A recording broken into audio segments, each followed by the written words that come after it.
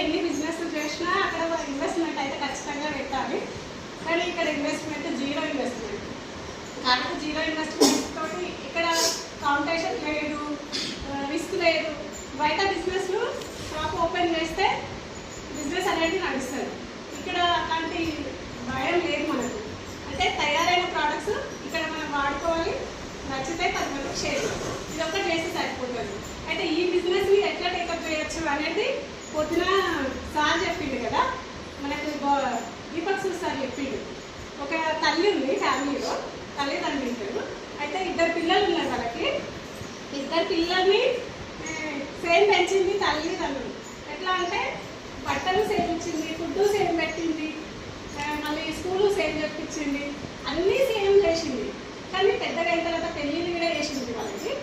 కానీ వాళ్ళు ఒకరు రిచ్ అయ్యారు, ఒకరు పూర్ అయ్యారు. అంటే ఇక్కడ తమ్ముడు రిచ్ అయ్యాడు, అన్న పూర్ అయ్యాడు అనుకుంటే ఎవరు డిసిషన్ ఎట్లా తీసుకురాని పూర్ అయిన అతని దగ్గరికి మీడియా వాళ్ళు ఇట్లనే వెళ్తే వెళ్ళి అడిగితే నువ్వు ఎవరిని ఇన్స్పిరేషన్గా తీసుకున్నావు అని అడిగింది. అంటే మా నాన్నని అన్నాడు.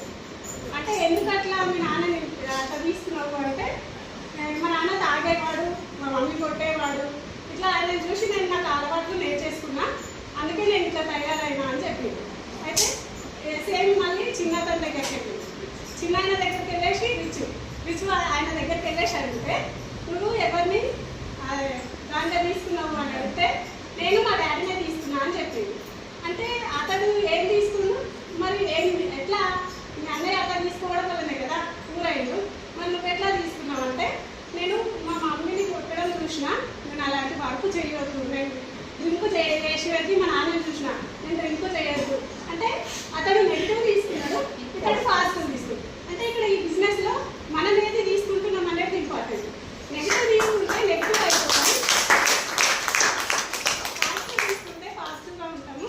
అయితే ఇక్కడ మనం డిసిషన్ అనేది అందరికీ సేమ్ ఉంది కాబట్టి పాజిటివ్గా తీసుకొని పాజిటివ్గా ఆలోచించి పాజిటివ్గా సక్సెస్ కావాలని నేను అనుకుంటున్నా. Thank you. విషయం